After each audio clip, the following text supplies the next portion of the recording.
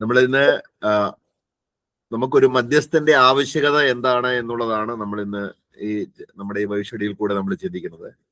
आज का विषय में हम लोग ये मनन करने वाले हैं कि विश्वासियों को एक मध्यस्थ का जरूरत है करके.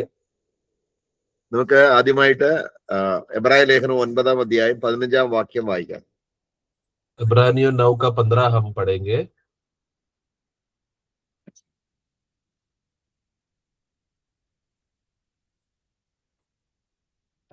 അത് ആദ്യ നിയമത്തിലെ ലംഘനങ്ങളിൽ നിന്നുള്ള വീണ്ടെടുപ്പിനായി ഒരു മരണമുണ്ടായിട്ട് നിത്യ അവകാശത്തിന്റെ വാഗ്ദത്തം വിളിക്കപ്പെട്ടവർക്ക് ലഭിക്കേണ്ടതിന് അവൻ പുതിയ നിയമത്തിന്റെ മധ്യസ്ഥനാകുന്നു. 15 पढ़ना. और इसी कारण वह नई वाचा का मध्यस्थ है, ताकि उस मृत्यु के द्वारा जो पहली वाचा के समय के अपराधों से छुटकारा पाने के लिए हुई है, बुलाए हुए लोग प्रतिज्ञा के अनुसार अनंत मिरास को प्राप्त करें.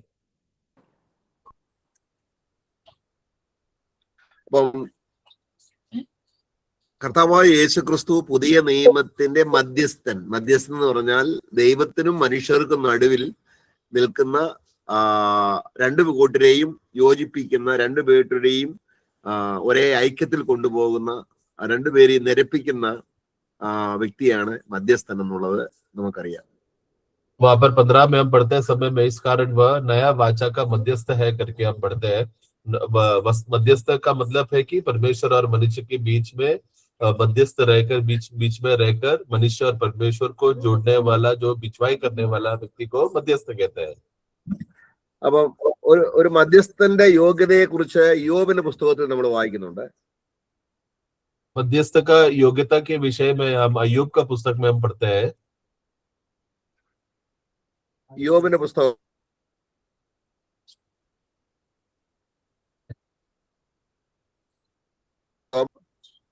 യോബിന്റെ പുസ്തകം 9-ാം അധ്യായം. अय्यूब का पुस्तक 9 का. അവിടെ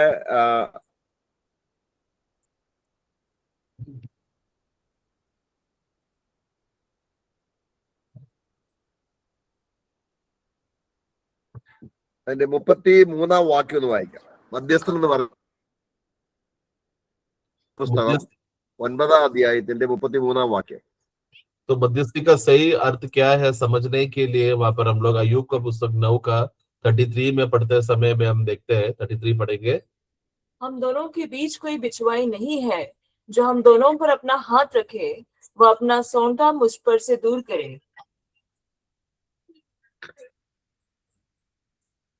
മനുഷ്യനെയും പറഞ്ഞ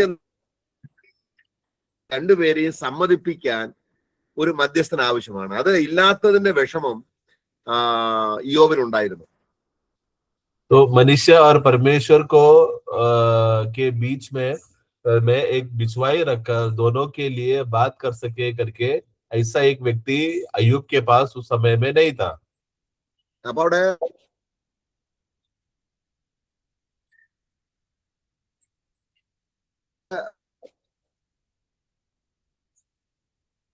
വിചാരിച്ചാൽ അവൻ തന്നെ ബലവാൻ, ന്യായവിധി വിചാരിച്ചാൽ ആർ എനിക്ക് അവധി നിശ്ചയിക്കും. इसी का अय्यूब का पुस्तक वही 9 का 19 में जब वहां पर हम लोग पढ़ते समय में हम देखते हैं कि जो सामर्थ की चर्चा हो तो देखो वह बलवान है, और यदि न्याय की चर्चा हो तो वह कहेगा मुझसे कौन मुकदमा लड़ेगा. അപ്പോൾ കർത്താവായ യേശുക്രിസ്തു ദൈവത്തോടുള്ള ബന്ധത്തിൽ ദൈവവും മനുഷ്യനോടുള്ള ബന്ധത്തിൽ മനുഷ്യനുമായ ദൈവവും മനുഷ്യനുമായ ഒരു വ്യക്തിയാണ് മധ്യസ്ഥനായിട്ട് നമുക്ക് വേണ്ടിയുള്ളത്. तो यीशु मसीह का अवस्था को हम देखते हैं समय में परमेश्वर का रीति से वो परमेश्वर भी है और मनुष्य का संबंध में वो मनुष्य भी है. इस रीति से ऐसा एक व्यक्ति जो दोनों परमेश्वर और मनुष्य को दोनों के बीच में रुक सकता है. ഈ മധ്യസ്ഥൻ തന്നെയാണ് പഴയ നിയമത്തിൽ മഹാപുരോഹിതനുമായിരിക്കുന്നത്. और यही मध्यस्थ है पुराने नियम में हम देखते हैं कि जो महायाजक था. അപ്പൊ ദൈവത്തോടുള്ള ഏത് ഇടപാടിനും ഈ മധ്യസ്ഥൻ ആവശ്യമാണ്. इसके लिए परमेश्वर के विषय में जो कुछ भी बातों का अगर बात करना होता तो ये मध्यस्थ को एक मध्यस्थ का जरूरत है. ഉദാഹരണമായിട്ട് നമ്മൾ ഒരു പാവം വരുന്നു, നമ്മൾ ആ പാപം ഏറ്റുപറയുമ്പോൾ മധ്യസ്ഥൻ കൂടാതുള്ള ഏറ്റുപറച്ചിൽ, മധ്യസ്ഥൻ ആ പാപം ഏറ്റുപറയുന്നതിനുള്ള ബന്ധത്തിൽ മധ്യസ്ഥത ചെയ്യാതിരുന്നാൽ ആ പാപം ഏറ്റുപറയുന്നത് ദൈവസന്നിധിയിൽ വിലയില്ലാതായി തീരും. जो असल हम देखते हैं कि उदाहरण के लिए पुराने नियम में जब पाप का अंगीकार करने के लिए जब लोग मंदिर में आते हैं समय में पाप का अंगीकार वो लोग करते हैं, परंतु उस अंगीकार करने के लिए जब अगर महायाजक वहां पर अगर नहीं रहा या कोई बीच में बिछवाई करने के लिए अगर कोई नहीं रहा कोई याजक सेवा, तो फिर वो पाप का अंगीकार करना व्यर्थ हो जाता है. നമുക്കവിടെ നമ്മളെ പാപങ്ങൾ ഏറ്റുപറയുന്നതിനുള്ള ബന്ധത്തിൽ മധ്യസ്ഥന്റെ ആവശ്യകത മനസ്സിലാക്കാതെ നമ്മൾ വെറുതെ പാപം ഏറ്റുപറഞ്ഞാലും നമ്മുടെ മനസാക്ഷിക്ക് ശുദ്ധീകരണം കിട്ടുന്നില്ല. നമ്മൾ ഈ പാപം ഏറ്റുപറയുന്നതിനുള്ള ബന്ധത്തിൽ നമ്മൾ യോഹന്നാന്റെ ലേഖനം 1-ാം അധ്യായത്തിൽ 9-ാം വാക്യം ഒന്ന് വായിക്കാം. तो अगर पाप का अंगीकार में करते समय में अगर बिछवाई अगर ना रहे कार्य करने के लिए तो हमारे विवेक का शुद्धिकरण का विषय में तकलीफ होता है. एक उदाहरण को अगर हम देखते समय में यूहन्ना का सुसमाचार 1 अध्याय वाक्य 9 में हम इस रीति से पढ़ते हैं. അതിന്റെ 9-ാം വാക്യം വായിക്കുകയാണ്. यूहन्ना 1:9 में നമുക്ക് പാപം ഇല്ല എന്ന് നാം പറയുന്നുവെങ്കിൽ നമ്മെ തന്നെ വഞ്ചിക്കുന്നു. यूहन्ना अच्छा 1 यूहन्ना 1:9 में हम पढ़ते हैं कि यदि हम कहे कि हम में कुछ भी पाप नहीं तो हम अपने आप को धोखा देते हैं. എന്ന് പറഞ്ഞാൽ പക്ഷെങ്കിൽ നമ്മൾ ദൈവത്തോട് പറയുകയാണ് എന്നിൽ പാപമില്ല എന്ന് നമ്മൾ പറയുന്നെങ്കിൽ ഈ മധ്യസ്ഥൻ മുഖാന്തരമുള്ള ദൈവത്തിന്റെ ഇടപാട് അനുസരിച്ച് നോക്കുമ്പോൾ മധ്യസ്ഥന് അത് സമ്മതമല്ല, അതുകൊണ്ട് ദൈവത്തിനും സ്വീകാര്യമല്ല. എന്ത് മധ്യസ്ഥൻ സ്വീകരിക്കുന്നു അത് മാത്രമേ ദൈവം സ്വീകരിക്കുകയുള്ളൂ. तो जब यदि कोई ऐसा कहे कि मुझ में पाप नहीं है करके, जिसकी वजह से मुझे मध्यस्थ का भी जरूरत नहीं है करके, ऐसा परिस्थिति में अगर आते समय में हम क्या देखते हैं कि ऐसा व्यक्ति को फिर परमेश्वर का भी जरूरत नहीं, क्योंकि मध्यस्थी का अवस्था को अंगीकार परमेश्वर की उपस्थिति में करते समय में वो बिछवाई करने वाला तो ही परमेश्वर हमारा अंगीकार को मानता है. അപ്പം പാപം ഏറ്റു പറയുന്നത് പിതാവായ ദൈവത്തോടല്ല, പാപം ഏറ്റു പറയുന്നത് മധ്യസ്ഥനോടാണ്. तो हम जब पाप का अंगीकार करते समय में हमारे लिए जो बिछवाई करने वाला व्यक्ति को हम अपना पाप का अंगीकार करते हैं, डायरेक्ट परमेश्वर को जाकर नहीं करते.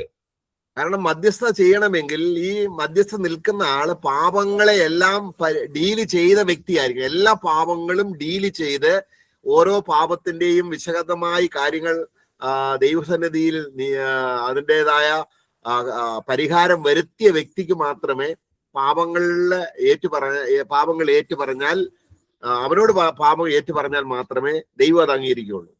तो परमेश्वर सिर्फ उसी बिछवाई का या मध्यस्थ का बात को मानेगा जिसने पाप का विषय में बलि देकर पाप के विषय में हल निकाला हो. जो पाप से हमको छुटकारा देने के लिए सामर्थ्य है, हल निकालता है, उसी में वो जब बिछवाई कर मध्यस्थी करता है तो परमेश्वर मानता है. അപ്പൊ അവിടെ നമ്മള് പാപം ഏറ്റുപറയുന്ന വ്യക്തിയുടെ യോഗ്യതയെ കുറിച്ച് പറയുമ്പോൾ നമ്മൾ എബ്രായ ലേഖനം 1:3 വായിക്കുകയാണ്.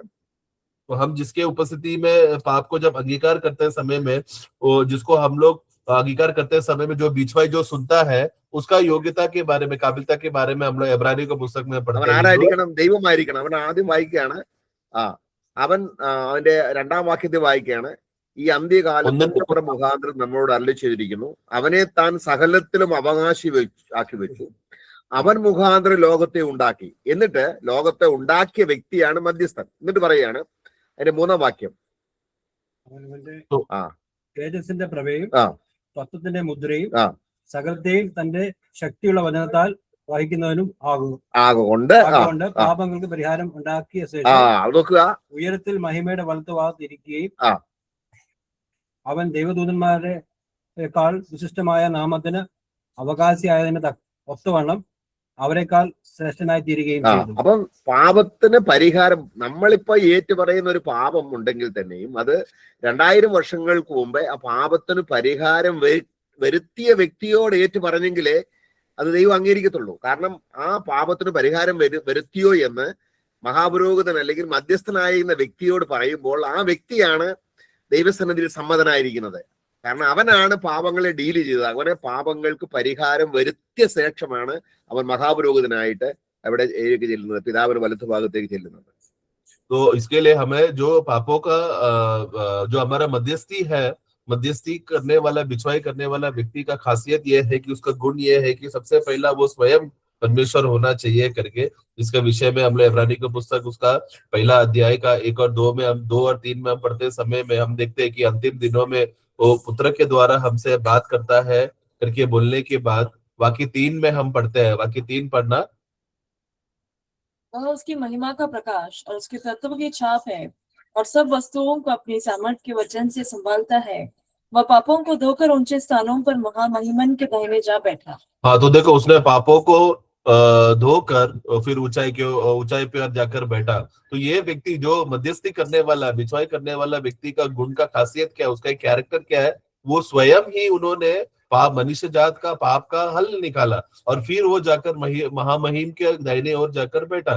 तो ये व्यक्ति का कैरेक्टर को हम देखते समय, जो बिछवाई करने वाला व्यक्ति, उसने खुद पाप का हल निकालना होना चाहिए, मतलब उसके अंदर सामर्थ्य रहना चाहिए कि हमें पापों से हमें छुटकारा दे। നാം പാപം ഏറ്റു പറയുമ്പോഴല്ല പാപത്തിന് പരിഹാരം വരുത്തുന്നത്, അത് നേരത്തെ തന്നെ വരുത്തിയിരിക്കണം. बल्कि हम जब पापों का अंगीकार करेंगे तब हमको क्षमा मिलेगा, ऐसा नहीं है। ऑलरेडी पापों का हल ऑलरेडी कर चुका है। എന്ന് പറഞ്ഞാൽ പാപത്തിന് പരിഹാരം നേരത്തെ നമ്മളൊരു പാപം ചെയ്യുമ്പോൾ കർത്താവ് വരുത്തിയ പാപപരിഹാരത്തിന് യാതൊരു ക്ഷതവും സംഭവിക്കുന്നില്ല. പക്ഷെ നമുക്ക് സംഭവിക്കുന്നത് ദൈവവുമായുള്ള കൂട്ടായ്മയാണ് നഷ്ടപ്പെടുന്നത്. तो इसके लिए पाप हमें हमारे जीवन में जो आए हुए पाप के विषय में उससे हमको छुटकारा मिलने का अवस्था को हम देखते समय में वो प्रभु यीशु मसीह का बलिदान के वजह से हमको छुटकारा भी मिला है। तो वो अंगीकार करते समय में हम देखते समय में परमेश्वर के संबंध में परमेश्वर को उसका इफेक्ट नहीं है, परंतु हम जब अंगीकार करते समय में है वो जो पाप का, जो किया हुआ पाप का क्षमा का कार्य का लाभ हमको तभी मिलता है। പാപപരിഹാരം എപ്പോഴാണ് വന്നത്? കാൽവറി ക്രൂശിലാണ് പാപപരിഹാരം വന്നത്. तो हमको पाप का छुटकारा का जो हल, जो सुविधा, जो हमको पाप का छुटकारे का सुविधा, वो कब मिला हमको या कब हुआ? 2000 साल पहले यीशु मसीह जब क्रूस पर मरा तब पापों का छुटकारा का सुविधा उपलब्ध हुआ। അപ്പൊ നമ്മൾ ഇന്ന് ഒരു പാപം ചെയ്യുമ്പോൾ ക്രിസ്തു പരിഹാരം വരുത്തിയ പാപമാണ് നമ്മൾ ബ്രേക്ക് ചെയ്യുന്നത്. तो इसके लिए आज हम लोग जब पापों का अंगीकार करते समय में 2000 साल पहले प्रभु यीशु मसीह ने हमारा वो जो पाप का छुटकारा दिया है क्रूस के द्वारा, उसके विषय के संबंध में है आज हम लोग प्रार्थना करके उपस्थिति मध्यस्थ हम लोग उसका अंगीकार करते हैं। നമുക്ക് പാപം പുതിയതാണ്, പക്ഷേ ക്രിസ്തുവിനെ സംബന്ധിച്ചിടത്തോളം അത് ഓൾറെഡി ഡീൽ ചെയ്തൊരു പാപമാണ്. हमारे लिए पाप का संबंध प्रतिदिन जब हम लोग अंगीकार करते समय में शायद हमारे लिए एक नया बात होगा, लेकिन प्रभु ने उसका हल पहले से ही निकाल कर रखकर प्रभु के विषय में वो ऑलरेडी प्रभु ने कार्य कर दिया है। അപ്പൊ നമ്മുടെ ഹൃദയം ശുദ്ധീകരിക്കപ്പെടണമെങ്കിൽ ഈ മഹാപുരോഹിതനുമായിട്ട് നമുക്കുള്ള ബന്ധത്തിലാണ് ദൈവം നമ്മുടെ ഹൃദയത്തിന്റെ ശുദ്ധീകരണം ലഭിക്കുകയുള്ളൂ.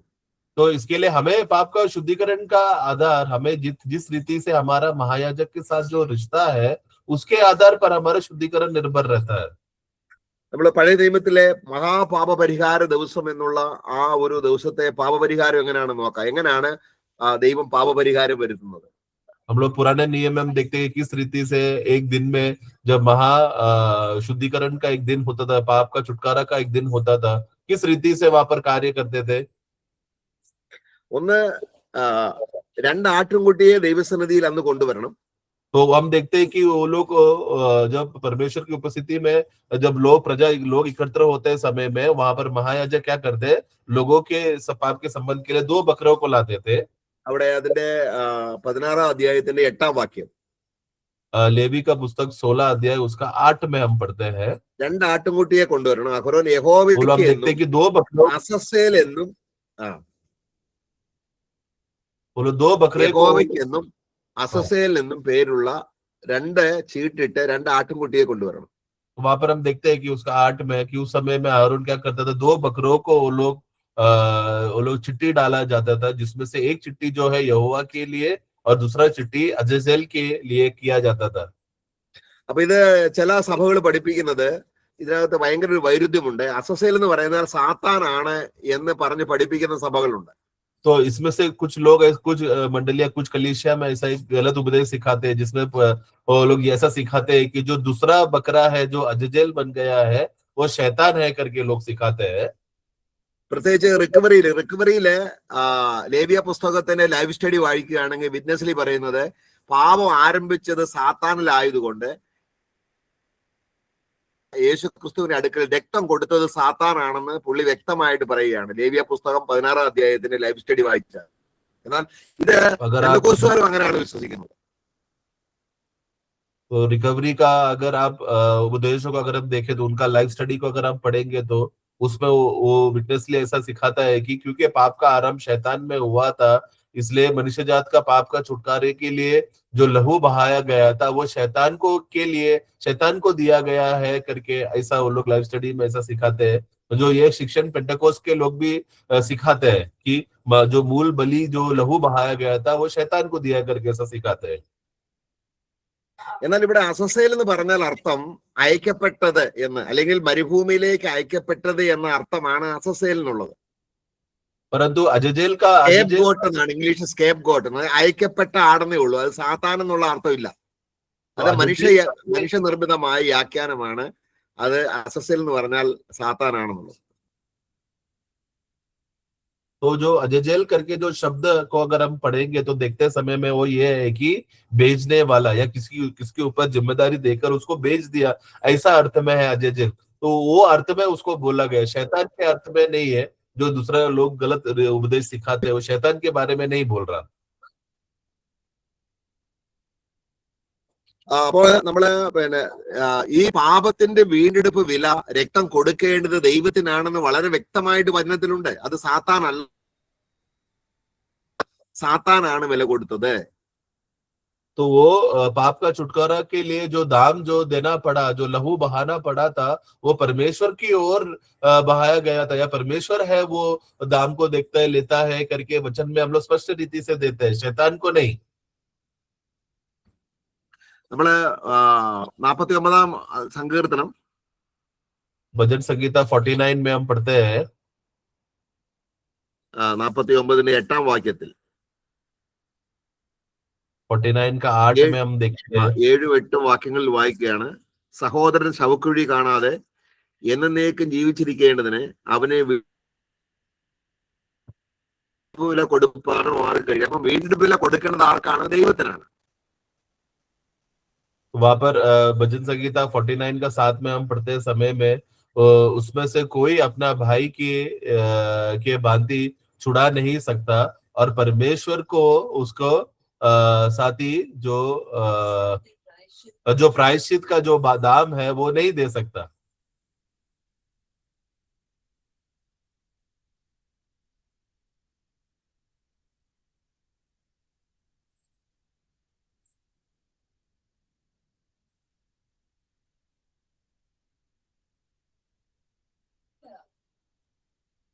हेलो,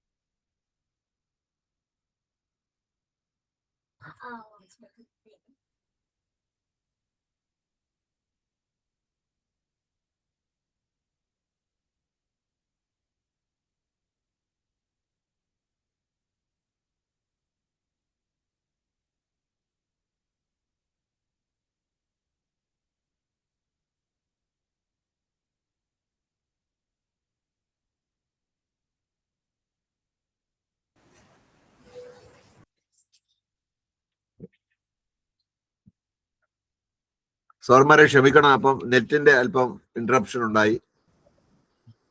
കണ്ടിന്യൂ ലാസ്റ്റ് അത് കേൾക്കാൻ പറ്റിയില്ലായിരുന്നു. കണ്ടിന്യൂ. നമ്മള് സങ്കീർത്തനം 49 7-8 വാക്യങ്ങളിൽ വായിക്കുമ്പോൾ यस हम लोग भजन संगीता जो 49 का 7 में हम वहां पर हमने पढ़ा कि परमेश्वर को है जो दाम देना चाहिए, जो मनुष्य दे नहीं सका। അവിടെ കർത്താവായ യേശു ക്രിസ്തു തന്റെ രക്തം അർപ്പിച്ചത് നമ്മുടെ വീണ്ടെടുപ്പ് വിലയായി പിതാവായ ദൈവത്തിനാണ് അർപ്പിച്ചത്. तो परमेश्वर ने जब यीशु मसीह ने जब कलवरी क्रूज पे जब लहू बहाया, वो परमेश्वर की ओर था, लहू बहाकर हमें छुटकारा का दाम परमेश्वर को दिया। അപ്പോൾ ആ പാപപരിഹാര ദിവസം നമ്മൾക്ക് ലേവ്യ പുസ്തകം 16 അധ്യായത്തിലേക്ക് വീണ്ടും വരാം. हम लोग लेवी का पुस्तक 16 अध्याय में हम वापस हम पढ़ते हैं। അവിടെ ഈ മരുഭൂമിയിലേക്ക് അയക്കുന്ന അല്ലെങ്കിൽ അസസേലിന്റെ ആടിനെയാണ് നമ്മൾ നോക്കുന്നത്. അത് 21 വാക്യത്തിൽ അസസേൽ എന്ന ആടിനെ എന്ത് ചെയ്യുന്നു?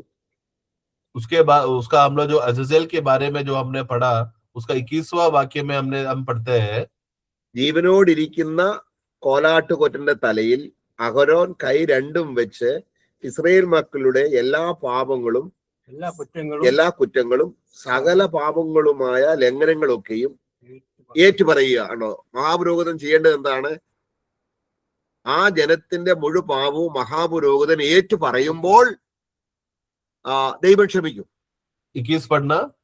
और हारून अपने दोनों हाथों को जीवित बकरे पर रखकर इस्राएलियों के सब अधर्म के कामों और उनके सब अपराधों निदान उनके सारे पापों को अंगीकार करे और उनको बकरे के सिर पर धरकर उसकी किसी मनुष्य के हाथ जो उस काम के लिए तैयार हो जंगल में भेज के छुड़वा दे। इस तरह महायाजक क्या करता है? उधर एकत्र हुए सभी लोगों का, उनका अधर्म के कामों को और उनके जो पापों को और अपराधों को उस अज़ज़ेल के ऊपर डालकर वो अंगीकार करता है, जिसका प्रार्थना परमेश्वर सुनता है। അപ്പൊ പുതിയ നിയമത്തിൽ കർത്താവായ യേശു ക്രിസ്തു കാൽവരി ക്രൂശിൽ നമ്മുടെ പാപങ്ങളെ ഏറ്റെടുത്തപ്പോൾ ഓരോ പാപവും കൺഫസ് ചെയ്തുകൊണ്ട് ഏറ്റു പറഞ്ഞുകൊണ്ടാണ് അവൻ നമ്മുടെ പാപങ്ങൾ സ്വീകരിക്കുന്നത്, ക്രൂശിലേക്ക് സ്വീകരിക്കുന്നത്. उसी रीति से प्रभु यीशु मसीह जब कलवरी क्रूज पर मरते समय में नए नियम के हर एक जो विश्वासियों का एक एक पापों को अंगीकार करके उसने क्रूज में हमारा पापों को स्वीकारा था। അവിടെ നമ്മൾ വായിക്കുന്നത് അങ്ങനെയാണ്, സാക്ഷാൽ നമ്മുടെ രോഗങ്ങളെ അവൻ വഹിച്ചു. ആ രോഗം എന്ന് പറയുന്നത് നമ്മുടെ പാപം എന്ന രോഗത്തെ വഹിച്ചു. അപ്പൊ യേശു വഹിക്കുക എന്ന് പറഞ്ഞ അർത്ഥം എന്താണ്? അത് ദൈവസന്നിധിയിൽ ഏറ്റു പറഞ്ഞുകൊണ്ട് ഈ പാപം ഇന്ന വ്യക്തിക്ക് വേണ്ടി ഞാൻ വഹിക്കുന്നു, ഏറ്റെടുക്കുന്നു എന്ന് ഏറ്റുപറഞ്ഞ് കർത്താവായ യേശു ക്രിസ്തു ആ പാപം ദൈവസന്നിധിയിൽ ഏറ്റുപറഞ്ഞ പാപമാണ് നമ്മുടെ ജീവിതത്തിൽ ഒരു പാപം വരുമ്പോൾ നമ്മൾ ഏറ്റുപറയുന്നത്. तो उस क्रूज में क्या हुआ? इस्लाम वचन में हम पढ़ते हैं कि सचमुच उसने हमारे रोगों को और पापों को उसने अपने ऊपर लिया करके, जब वचन में पढ़ते हैं सब तो अपने ऊपर लिया, मतलब कैसा लिया? अंगीकार करके लिया। हर एक विश्वासी का एक एक पापों को यीशु मसीह ने जो अंगीकार करके परमेश्वर की उपस्थिति में अंगीकार करके उन्होंने अपने ऊपर लेकर वो अपने ऊपर प्रभु के ऊपर वो गिना गया था। तो वो जो पाप जो प्रभु यीशु मसीह ने हमारा एक एक पापों को जो गिना है, उसको आज हम लोग वर्तमान में ये बात को पहचान कर हम लोग आज अंगीकार करते हैं। അപ്പൊ നമ്മുടെ പാപങ്ങൾ കർത്താവായ യേശു ക്രിസ്തു നേരത്തെ തന്നെ ഡീൽ ചെയ്ത് കഴിഞ്ഞു. तो हमारा हर एक पापों का विषय के संबंध की बातों के लिए जो भी कार्य करना था, वो जिससे सुविधा हमको मिल सके छुटकारा का, वो सब बातें ऑलरेडी 2000 साल पहले यीशु मसीह ने कर दिया है। അങ്ങനെയാണ് നമ്മളെ പിതാവിനോട് അടുപ്പിക്കുന്നത്. കാരണം പിതാവിനോട് നമ്മളെ ഓരോ ദിവസവും അടുപ്പിക്കുകയല്ല, ഒരിക്കലായി എന്നേക്കുമായി അടുപ്പിച്ച് ദൈവവുമായി ബന്ധപ്പെടുത്തി എന്ത് ചെയ്തു? പിതാവെന്ന് വിളിക്കാനുള്ള അവകാശം നൽകി തന്നു. और इस रीति से हमें उन्होंने उसी दिन हमको परमेश्वर की उपस्थिति में हमें जोड़ दिया, जिसकी तो ये रोज हम अंगीकार करते हैं फिर परमेश्वर से जोड़ते हैं, ऐसा नहीं है। वो एक ही बार में सर्वदा के लिए हमें पिता के साथ परमेश्वर के साथ जोड़ दिया, जिसकी वजह से क्योंकि हम जुड़ जाने की वजह से आज हम लोग परमेश्वर को अब्बा पिता करके पुकार सकता है। അപ്പോൾ നമ്മൾ പത്രോസ് ലേഖനത്തിൽ വായിക്കുമ്പോൾ യേശു ക്രിസ്തു നമ്മളെ പിതാവിന്റെ അടുക്കിലേക്ക് അടുപ്പിക്കാൻ ഒരിക്കൽ കഷ്ടം അനുഭവിച്ചു, അല്ലെങ്കിൽ ഒരിക്കലായിട്ട് അടുപ്പിച്ചത് എന്നേക്കും അതിന് വിലയുണ്ട്. तो इसके लिए पत्रोस में जब हम पढ़ते समय में एक बार के लिए पिता परमेश्वर की उपस्थिति में हमें पहुंचाया या हमें नजदीक किया करके हम पढ़ते समय में वो एक ही बार में ही वो हमें सर्वदा के लिए कर दिया है। അവിടെ അതിന്റെ നമുക്ക് 1 പത്രോസ് 3 അധ്യായത്തിന്റെ 18 വാക്യം ഒന്ന് വായിക്കാം. पहला पत्रोस 3 का 18 में हम पढ़ते हैं, ക്രിസ്തുവും നമ്മെ ദൈവത്തോട് അടുപ്പിക്കേണ്ടതിന് നീതിമാനായി നീതികെട്ടവർക്ക് വേണ്ടി പാപം നിമിത്തം ഒരിക്കൽ കഷ്ടം അനുഭവിച്ചു. അപ്പം ആ ഒരിക്കൽ എന്നുള്ള കാര്യം കർത്താവായ യേശു ക്രിസ്തു ഒരിക്കലായി നമ്മളെ പിതാവിനോട് അടുപ്പിച്ചപ്പോൾ എല്ലാ പാപത്തിനും പരിഹാരം വരുത്തിയിട്ടാണ് അടുപ്പിക്കാൻ പറ്റുള്ളൂ. 18 पढ़ना। इसलिए कि मसीह ने भी अर्थात अधर्मियों के लिए धर्मी ने पापों के कारण एक बार दुख उठाया ताकि हमें परमेश्वर के पास पहुंचाए। वह शरीर के भाव से तो घात किया गया, पर आत्मा के भाव से जिलाया गया। तो जब एक ही बार जब प्रभु ने उठा लिया करके जब पढ़ते समय में, वो एक ही बार में हम सभी लोगों का सब प्रकार के पापों को वो यीशु मसीह ने अपने ऊपर ले लिया, ताकि एक ही बार के लिए वो हमेशा हमेशा के लिए हमें पिता परमेश्वर की उपस्थिति के पास हमें पहुंचाया। ഉയർത്തെഴുന്നേറ്റ് കഴിഞ്ഞിട്ട് പിന്നെ പാപത്തിന് പരിഹാരം വരുത്താൻ ഒന്നുമില്ല. കാരണം അവൻ ഉയർത്തെഴുന്നേൽക്കുന്നതിന് മുമ്പേ തന്നെ ക്രൂശിൽ വെച്ച് പാപപരിഹാരം വരുത്തിയതിന് ശേഷം ഉയർത്തെഴുന്നേറ്റു.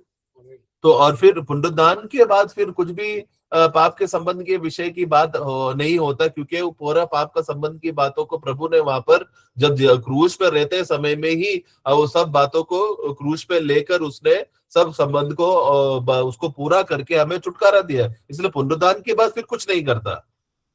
നമ്മളോടുള്ള ബന്ധത്തിൽ ഞാൻ ഇന്നല്ലേ പാപം ചെയ്തത്, ഇന്ന് ചെയ്ത പാപത്തിന് എങ്ങനെയാണ് യേശു ക്രിസ്തു വന്ന് 2000 വർഷം മുമ്പ് അവൻ ഏറ്റു പറഞ്ഞത് എന്ന് നമ്മൾ ചോദിക്കും. हमारे संबंध के देखते समय में आज हम लोग जीते समय में हम लोग क्या बोलते, 2000 साल हो गया, आज मैंने पाप किया है। तो आज का संबंध के विषय में कैसा परमेश्वर ने हमारा पाप, यीशु मसीह ने हमारा पाप ले लिया करके हमें से सवाल पूछते हैं। അതിനാണ് നമ്മളെ തിരുവചനത്തിൽ യേശു ക്രിസ്തു ഒടുക്കത്തെ ആദാം, മനുഷ്യവർഗത്തിന്റെ ഏറ്റവും ഒടുക്കലത്തെ വ്യക്തിയായിട്ടാണ് യേശു വരുന്നത്. ഒടുക്കത്തെ ആദാം.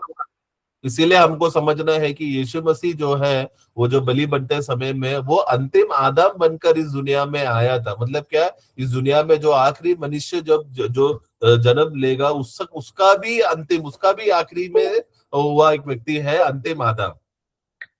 അപ്പോൾ ആദ്യത്തെ ആദാം ഏദൻ തോട്ടത്തിൽ സൃഷ്ടിക്കപ്പെട്ട ആദാമും ഏറ്റവും ഒടുക്കത്തെ ആദാം യേശു ക്രിസ്തുവുമായിരിക്കെ നമ്മളെല്ലാം നടുക്കുള്ള ആദാമാനാണ്. അപ്പൊ നമ്മുടെ എല്ലാവരുടെ അവസാനത്തെ ഒടുക്കത്തെ വ്യക്തിയായിട്ടാണ് യേശു പാപപരിഹാരത്തിന് വേണ്ടി വരുന്നത്.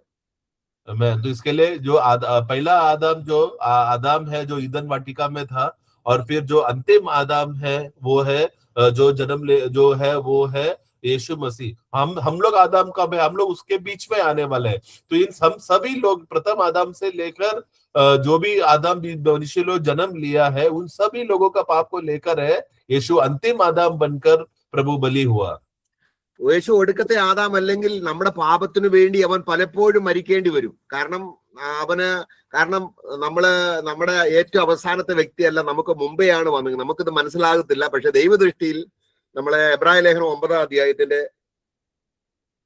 26-ാം വാക്യം വായിക്കുമ്പോൾ, എബ്രായർ 9:26 तो इसके लिए अगर यीशु अगर बीच का आदम बन जाएगा तो फिर वो हमारा पापों के विषय में उनको बार बार उनको मरना पड़ता है। परंतु जब वो अंतिम आदम बना, मतलब क्या, सभी मनुष्यों को प्रथम आदम से लेकर सभी मनुष्य जो बीच में जन्म लिया उन सभी लोगों का पापों को लेकर अंतिम में मरने वाला यीशु के विषय में है करके हम देखते हैं, जिसका संबंध में तो ये एक मर्म और भेद की बात है जो हम समझ नहीं सकते, लेकिन परमेश्वर की नजर में वो अंतिम आदम होकर वो मरा था।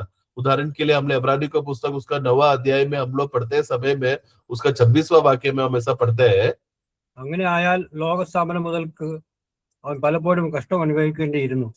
എന്നാൽ അവൻ ലോകാവസാനത്തിൽ സ്വന്തം യാഗം കൊണ്ട് പാപപരിഹാരം വരുത്തുവാൻ ഒരിക്കൽ പ്രത്യക്ഷനായി. അപ്പോൾ യേശു മരിച്ചത് എപ്പോഴാണ്? उसका 26 पढ़ना।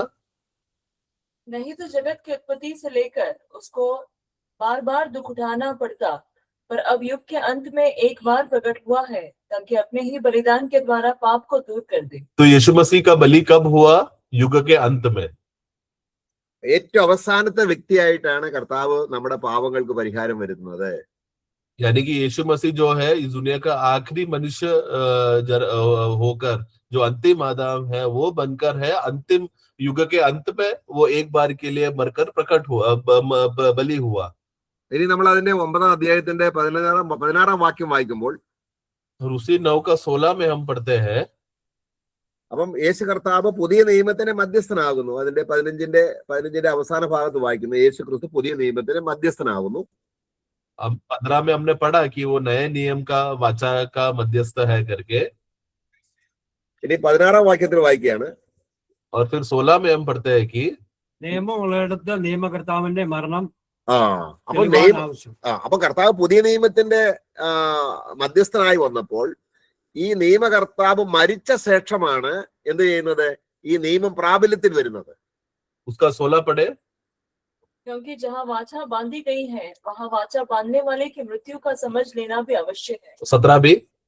क्योंकि ऐसी वाचा मरने पर पक्की होती है। तो देखो, इसके लिए यीशु मसीह जो नया नियम का वाचा स्थापना करने के लिए जब आते समय में, वो नया वाचा करने वाला व्यक्ति का ही मृत्यु होना जरूरी है। मृत्यु होगा तो ही वो वाचा बांधने वाला, जो वाचा बांधा है वो वाचा पक्का होता है। അപ്പൊ മരിച്ചു എന്നതിന് തെളിവാണ് രക്തം. तो मरा है करके उसका सबूत है लहू बहाया। ഇനി നിയമം സ്ഥാപിക്കുന്നത് പഴയ നിയമത്തിൽ പഴയ നിയമം എങ്ങനെ സ്ഥാപിച്ചു അതേപോലെ തന്നെയാണ് പുതിയ നിയമം. നമുക്ക് അടുത്ത വാക്യത്തിൽ വായിക്കുന്നത്. तो जैसा पुराना नियम का वाचा को पक्का करके शुरू किया था, वैसे ही नए नियम का वाचा को भी शुरू करके पक्का किया था। वो कैसा हुआ पुराना नियम को, जो हम उसका 18 अध्याय में पढ़ते समय में हम देखते हैं। 19 വാക്യം, 19वां अध्याय में क्योंकि ആ जब ആ मूसा അതിന്റെ 18 19 വായിച്ചേ. 18-19 पढ़ना। इसीलिए पहली वाचा भी बिना लहू के नहीं बांधी गई, क्योंकि जब मूसा सब लोगों को व्यवस्था की हर एक आज्ञा सुना चुका तो उसने बछड़ों और बकरों को लहू लेकर पानी और लाल ऊन और जूफा के साथ उस पुस्तक पर और सब लोगों पर छिड़क दिया। എന്നിട്ട് പറയാണ് എല്ലാവരുടെ മേലും തളിച്ചു. और फिर वो सबके ऊपर छिड़का, सभी लोगों के ऊपर छिड़का। നിയമത്തിന്റെ മേലും, കാരണം പുസ്തക നിയമം, കാരണം മോശയുടെ നിയമ പുസ്തകത്തിന്മേലും ജനത്തിന് മേലും തളിച്ചു എന്ന് പറഞ്ഞാൽ ഈ രക്തം ഉടമ്പടിയാണ്. तो वो व्यवस्था के ऊपर और लोगों के ऊपर उसने लहू छिड़का है, क्योंकि मतलब क्या है कि ये अभी एक वाचा बांधा जा रहा है लोगों के ऊपर। ഇതിന് പറയുകയാണ് അതിന്റെ 10-ാം വാക്യം, സോറി 20-ാം വാക്യം. 20 पढ़े। ഇത് ദൈവം നിങ്ങളോട് കൽപ്പിച്ച നിയമത്തിന് രക്തം എന്ന് പറഞ്ഞു. 20 पढ़ना। और कहा कि यह उस वाचा का लहू है जिसकी आज्ञा परमेश्वर ने तुम्हारे लिए दी है। അപ്പം മരിക്കുന്നതിന് മുൻപേ നമ്മൾ ആട്ടുംകുട്ടിയെ കാണുകയാണ്. ആട്ടുംകുട്ടി ചാകുന്നതിന് മുൻപേ ജനത്തിന്റെ പാപം വഹിച്ചിരിക്കണം. കാരണം മഹാപുരോഹിതൻ പാപം കൺഫസ് ചെയ്തിട്ട് ആട്ടുംകുട്ടിയിൽ വരുന്നത് പോലെ കർത്താവായ യേശു ക്രിസ്തു മരിക്കുന്നതിന് മുൻപേ നമ്മുടെ പാപങ്ങളെല്ലാം യേശു ഏറ്റുപറഞ്ഞ് സ്വീകരിച്ചു. तो जैसा पुराने नियम में महायाजक मेमने वो बकरे को मारने से पहले, लहू बहाने से पहले महायाजक क्या करता है, उधर सभी लोगों का पाप को वो मेमने के ऊपर डालता है, यानी कि सभी लोगों का पाप अभी मेमने के ऊपर आया है, उसके बाद ही वो बलि करता है, तभी वो बलि स्वीकारा जाता है। उसी रीति से नए नियम में क्रूस पर क्या हो गया, हमारा सारा पाप यीशु मसीह पर डाला गया था, उसके बाद फिर उसको वध किया गया। तो यीशु मसीह ने हमारा सारा पाप लेने के बाद ही था उसको वध किया गया, क्रूस पर वो मरा। 22-ാം വാക്യം വായിക്കുകയാണ്. उसका 22 में हम पढ़ते हैं कि पढ़े। और कहा कि जहाँ कि यह उस वाचा का लहू है, 22 व्यवस्था के अनुसार प्राय यह सब वस्तुएं लहू के द्वारा शुद्ध की जाती है और बिना लहू बहाए क्षमा नहीं होती। അപ്പം ഭൂമിയിലുള്ള വസ്തുക്കൾക്ക്, ഭൂമിയിലുള്ള ആരാധനക്കാർക്ക്, ഭൂമിയിലുള്ള ആരാധനാലയത്തിന്, ഭൂമിയിലുള്ള ആരാധനയ്ക്കുള്ള ഉപകരണത്തിനെല്ലാം രക്തം ചൊരിയാതെ പാപമോചനമില്ല എന്നുള്ളത് കൊണ്ട് ഇനിയും സഭയെ സംബന്ധിച്ചോളം നമ്മൾ ഭൂമിയിലുള്ളവരല്ല, നമ്മൾ സ്വർഗത്തിലുള്ളവരായതുകൊണ്ട് ആടിന്റെയോ പശുവിന്റെയോ യാഗമായ രക്തമല്ല, അതിനേക്കാൾ ശ്രേഷ്ഠമായ രക്തം ചൊരിയേണ്ടത് ആവശ്യമാണ്. അതാണ് അടുത്ത വാക്യം പറയുന്നത്. तो भूमि के वस्तुओं को, भूमि के मंदिर को और मंदिर के आराधनालय के वस्तुओं के ऊपर और जो लोग एकत्र होते समय में वो लोगों के ऊपर लहू बहाने के बाद था क्या हुआ, पुराने नियम में उनको जो पापों का क्षमा अगर मिलता है, अगर ऐसा है तो नए नियम में हम लोग नए नियम के संबंध में देखते समय में हम लोग स्वर्ग के लोग हैं। इसके लिए हमारा अवस्थे में आते समय में, हमारे विषय में आते समय में पुराने नियम के समान भेड़ बकरियों का लहू से बात नहीं होगा, उससे भी उत्तम लहू चाहिए, जिसके विषय में हम देखते हैं कि यीशु मसीह ने क्या किया, वो यीशु मसीह का लहू जो उत्तम लहू है उन्होंने बहाकर हमें बचाया करके अगला वाक्य में पढ़ते समय में हम देखते हैं। അപ്പൊ നമ്മൾ ദൈവത്തോട് അടുക്കുമ്പോഴെല്ലാം നമുക്ക് ഈ ബോധ്യം ഉണ്ടായിരിക്കണം, കർത്താവായ യേശു ക്രിസ്തു ദൈവത്തിന്റെ സന്നിധിയിൽ നമ്മുടെ രക്ഷയ്ക്ക് വേണ്ടി രക്തം ചിന്തിയതുകൊണ്ട് നമുക്ക് ദൈവത്തോട് അടുക്കുന്നതിന് ഏത് സമയത്തും അടുക്കാൻ, ഏത് സമയത്തും നമുക്ക് അടുക്കാനുള്ള വാതിൽ, പ്രവേശനം തുറന്നു വന്നിരിക്കുകയാണ്. इसके लिए प्रभु की उपस्थिति में हम लोग आराधना करते समय में और प्रभु की उपस्थिति में हम लोग आते समय में हमें इस विषय का बोध होना चाहिए कि क्योंकि प्रभु यीशु मसीह ने लहू बहाकर हमें परमेश्वर की उपस्थिति में खड़ा किया है, तो इसकी जिसके वजह से हम लोग कभी भी कोई भी समय पर परमेश्वर की उपस्थिति में हम आ सकते हैं, क्योंकि प्रभु यीशु मसीह ने एक बार में लहू बहाया है। അപ്പൊ ഇനി പഴയ നിയമത്തോടുള്ള ബന്ധത്തിൽ പറയുകയാണ്, पुराने नियम के संबंध में कहता है, അതിന്റെ 7-ാം അധ്യായത്തിന്റെ 18-19 വാക്യങ്ങൾ വായിക്കണം. उसका 7 का 18 और 19 में हम पढ़ते हैं. 18-19 पढ़े.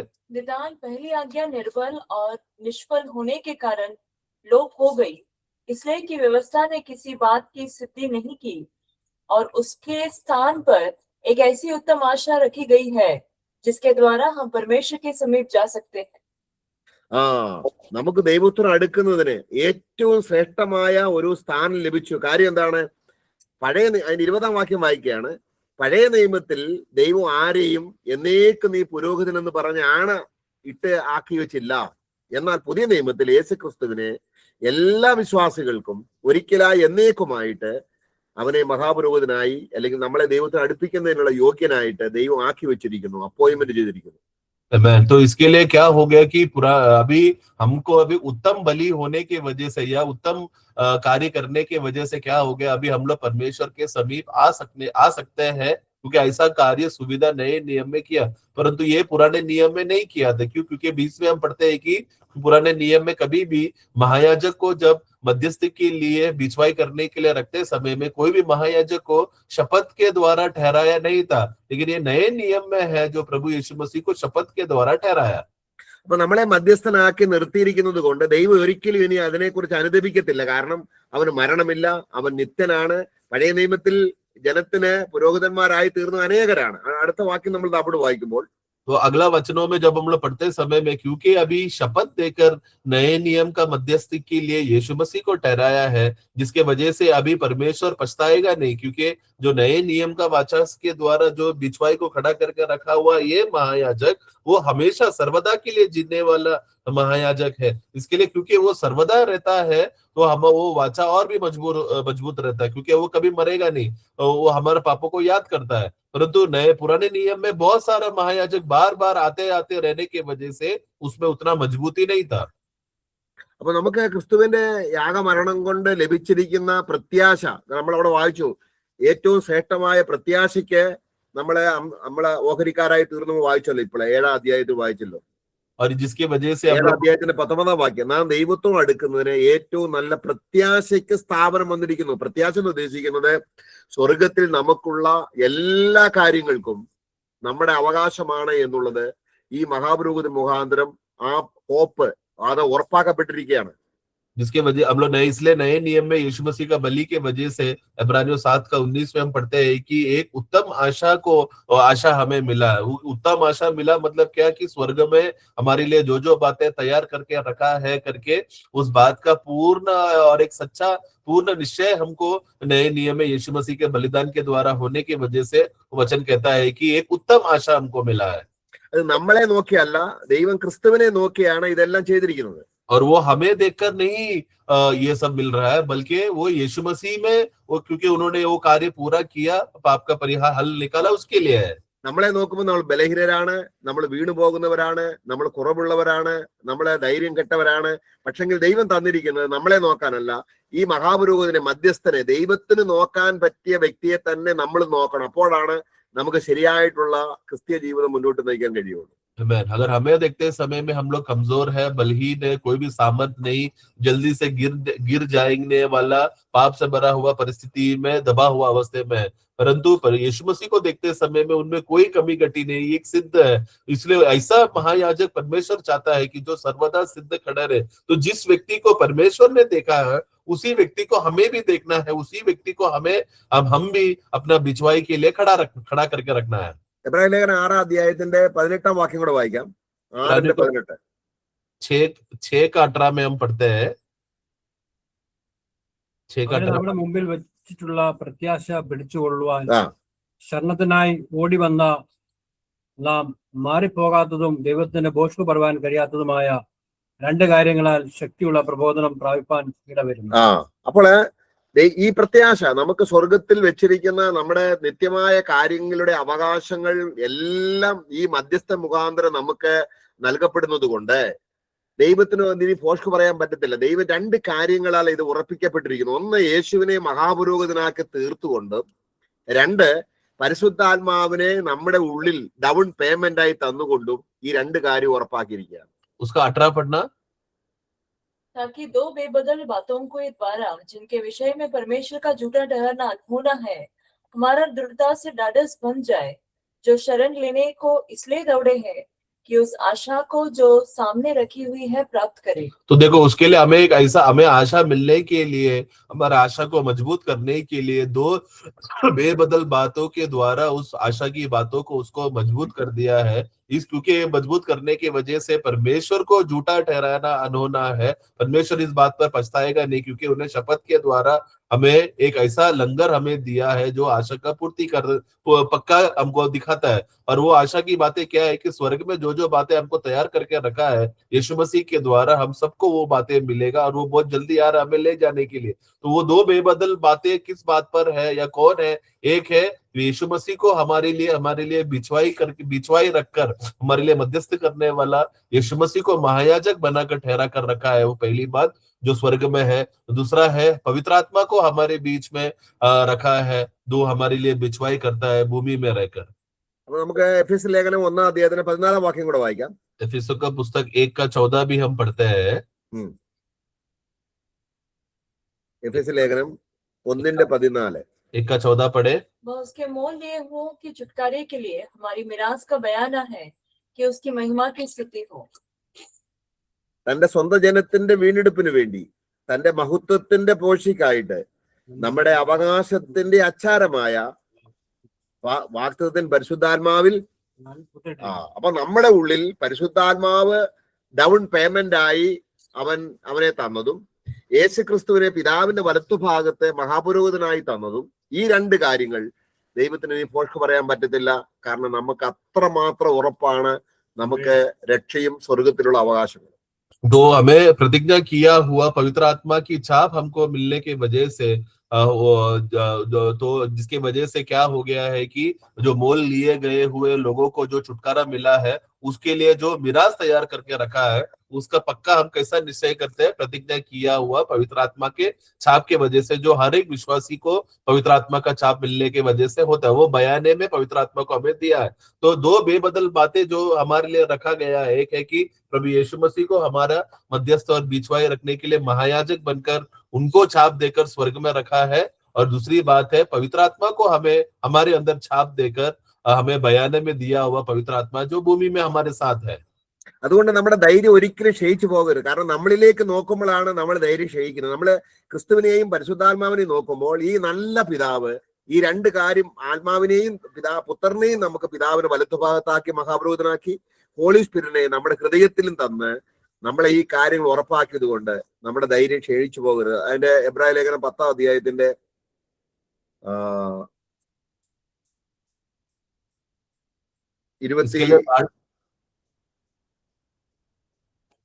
35-ാം വാക്യം കൂടെ വായിക്കാം.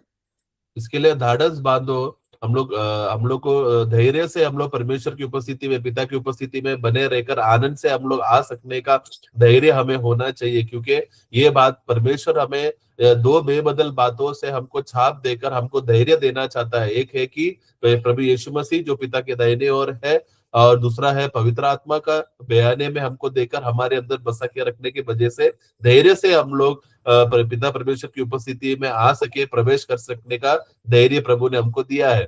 इब्रानियों का पुस्तक 10 का हम लोग 35 पढ़ेंगे। 35 अपना हियाव न छोड़ो क्योंकि उसका प्रतिफल बड़ा है। അതുകൊണ്ട് മഹാപ്രതിഫലമുള്ള ധൈര്യം, കാരണം നമുക്ക് ക്രിസ്തുയേശുവിനെ നമുക്ക് മധ്യസ്ഥനായും മഹാപുരോഹിതനായും പരിശുദ്ധാത്മാവിനെ നമ്മുടെ ഹൃദയത്തിൽ ഡൗൺ പേയ്മെന്റ് ആയും തന്നുകൊണ്ട് ദൈവത്തിന് പോഷ്ക്ക് പറയാൻ കഴിയാത്ത രണ്ട് കാര്യങ്ങളാൽ നമ്മുടെ പ്രതിഫലങ്ങൾ, അല്ലെങ്കിൽ രക്ഷ മാത്രമല്ല നമ്മുടെ നിത്യത മുഴുവൻ ഉറപ്പുവരുത്തിയിരിക്കുകയാണ്. നമ്മൾ ധൈര്യത്തോടെ നമുക്ക് അടുത്തു വരാം.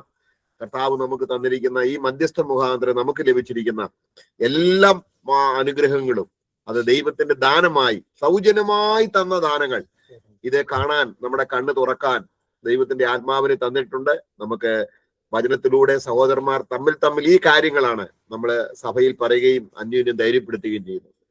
इसके लिए हम लोग को हियाव बांधे और धैर्य रहे, क्योंकि प्रभु हमारे लिए जो एक बड़ा प्रतिफल हमारे लिए जो तैयार करके रखा है, इस बात का पक्का करने के लिए दो बेबदल बातों का के द्वारा परमेश्वर प्रतिज्ञा देकर का जो वाचा बांधा हुआ वारिसों को प्रभु पक्का करता है। जिस ये वाचा शपथ के द्वारा हमारे साथ बांधने की वजह से परमेश्वर भी मतलब सच बोल रहा है करके उस बात का गारंटी, मतलब परमेश्वर झूठ नहीं बोल रहा है करके उसका सत्य स्थापना परमेश्वर शपथ के द्वारा हमको वो प्रतिज्ञा को पूरा कर रहा है।